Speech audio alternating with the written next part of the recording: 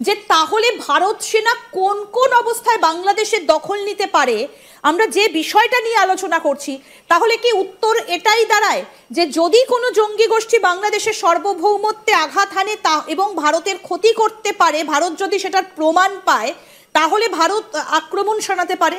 তাহলে কি বর্তমানে এখন সেই অবস্থাটা তৈরি হয়েছে? ভারতীয় দাদাগিরির দিন শেষ। এটা ভারতীয় আধিপত্যমুক্ত নতুন বাংলাদেশ। স্বাধীনতার পর থেকে নানাভাবে বাংলাদেশকে শোষণ করে এসেছে ভারত। ছাত্র জনতার গণ অভ্যুত্থানের পর বাংলাদেশে ভারতের দাদাগিরি চিরতরে শেষ হয়ে যায়, আর এটা কোনোভাবেই মানতে পারছে না ভারত। এজন্যই প্রতিনিয়ত বাংলাদেশকে নিয়ে ষড়যন্ত্র করে যাচ্ছে নরেন্দ্র মোদীর ভারত এবং তাদের মিডিয়া।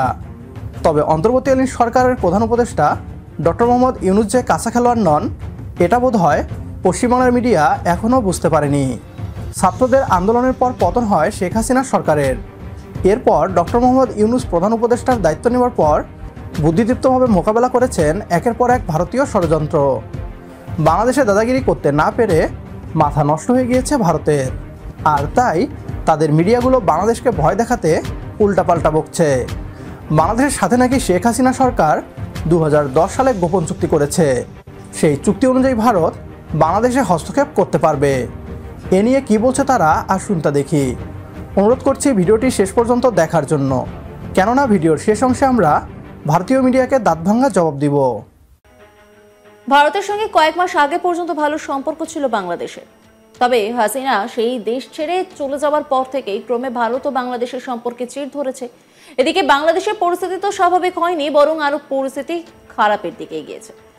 একের পর এক পরিস্থিতি উত্তপ্ত হচ্ছে সেখানে, আর এই গোটা বিষয় নিয়ে এটি বার্তা কি সেখানে হচ্ছে সেই নিয়ে কথা হয়েছে আমার কলিগের সঙ্গে, সেখানকার সাংবাদিকের সঙ্গে। কি বলেছেন তিনি শোনাবো আপনাদের। একটি জিনিস আমি এখন ফাঁস করতে চাই, বলতে চাই, 2010 সালের পর বাংলাদেশ এবং ভারতের সেনাবাহিনীর মধ্যে কিছু গুরুত্বপূর্ণ চুক্তি সাধিত হয়েছে। আচ্ছা, সেই চুক্তিগুলো কি সেটা আমি বলবো না।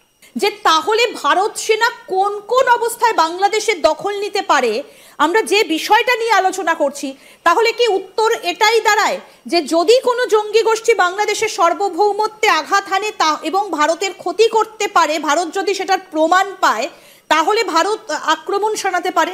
তাহলে কি বর্তমানে এখন সেই অবস্থাটা তৈরি হয়েছে? আপনি একজন সাংবাদিক হিসেবে কি বলবেন? বাংলাদেশের অভ্যন্তরে যে জঙ্গি তৎপরতা চলছে এবং আইএসআই যারা আন্তর্জাতিক ভাবে শুধু জঙ্গিপনার জন্য পরিচিত, তাদের ঘাঁটির কথা যখন ভারত সেনাপ্রধান বলেছেন, সেক্ষেত্রে আমি কোনোভাবেই এটিকে এড়াতে পারি না বা এটিকে কি বলে যে অস্বীকার করতে পারি না। আমার কাছে মনে হয়েছে যে যে পরিস্থিতি চলছে, যেমন আমি একটি জিনিস বলি, আপনি একজন সাধারণ মানুষ হিসেবে কি ফিল করছেন?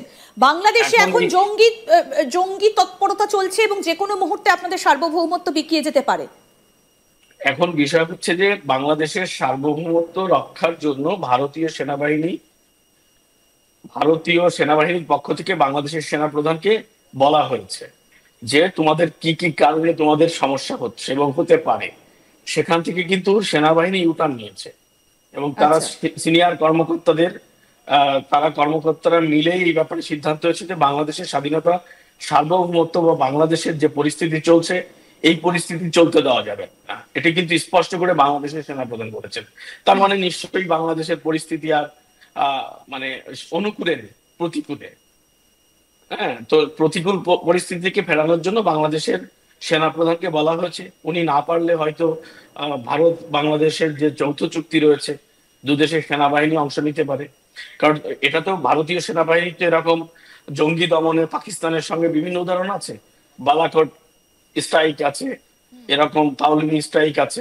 ঠিক কথা, কিন্তু যেভাবে এক এক করে জঙ্গি নেতাদেরকে মুক্তি দিয়ে দেওয়া হয়েছে বাংলাদেশের জেলগুলো থেকে, কারাগারগুলো থেকে, তাতে তো এই তৎপরতা যে বৃদ্ধি পাবে সেটা তো অনেক আগেই বোঝা গেছিল। তার উপর আইএসআই এর যে স্টাফ, তারা যারা বাংলাদেশে এসেছিলেন গত কয়েকদিন ধরে, যেভাবে আমরা শুনতে পাচ্ছি যে পাকিস্তান আইএসআই তারা বাংলাদেশের সেনাবাহিনীকে ট্রেনিং দেবে, বিভিন্ন জায়গায় ট্রেনিং ক্যাম্পও খোলা হয়েছে, সেই ফুটেজও আমরা দেখিয়েছি এবং আপনিও সেই তথ্য আমাদেরকে দেখিয়েছেন, আমাদেরকে দিয়েছেন সেই তথ্য। তাহলে বাংলাদেশ সেনা প্রধানের এই যে একটা সুর নরম করা কথা আমরা দেখেছি, তিনি বলেছেন আই হ্যাড এনাফ, তাহলে কি এখন সেনার কাছে সেই রকম কোনো খবর আসছে যে কারণে সুর নরম করতে বাধ্য হয়েছেন তিনি? ভারতীয় পশ্চিমবাংলার মিডিয়াকে বলতে চাই, জেগে জেগে স্বপ্ন দেখা বন্ধ করুন। এটা বাংলাদেশ, ভুলে যাবেন না। এদেশের 17 কোটি জনগণ এক একজন যোদ্ধা, আর বাংলাদেশের সেনাবাহিনী পৃথিবীর অন্যতম চৌকস সেনাবাহিনী। জাতিসংঘের শান্তিরক্ষা মিশনে বাংলাদেশ সেনাবাহিনী যা একাধিকবার প্রমাণ করেছে। সুতরাং সাধু সাবধান, বাংলাদেশে আক্রমণ করতে আসলে ভারতের চিরশত্রু চীন এবং পাকিস্তান বসে থাকবে না, সেই সাথে তুরস্কও পাশে দাঁড়াবে বাংলাদেশের। একবার ভেবে দেখুন, বাংলাদেশে আক্রমণ করতে আসলে ফিরে যেতে পারবেন তো? বাংলাদেশের দিকে চোখ তুলে তাকালে আপনাদের 7 সিস্টার্স আর ভারতের মানচিত্রে থাকবে না। শুধু তাই নয়, কলকাতাকে ভারতের মানচিত্র থেকে মুছে ফেলে গঠন করা হবে মাওলানা ভাসানীর অবিভক্ত বাংলা। ভারতীয় সকল ষড়যন্ত্রকে কঠোর হস্তে দমন করে এগিয়ে যাক বাংলাদেশ, এই প্রত্যাশায় শেষ করছি বিডিটিউব ইনফোটেইনমেন্টের আজকের ভিডিও। লাইক, কমেন্ট ও শেয়ার করে প্রিয় জন্মভূমিকে নিয়ে আমাদের এই পথ চলায় পাশে থাকুন আপনিও।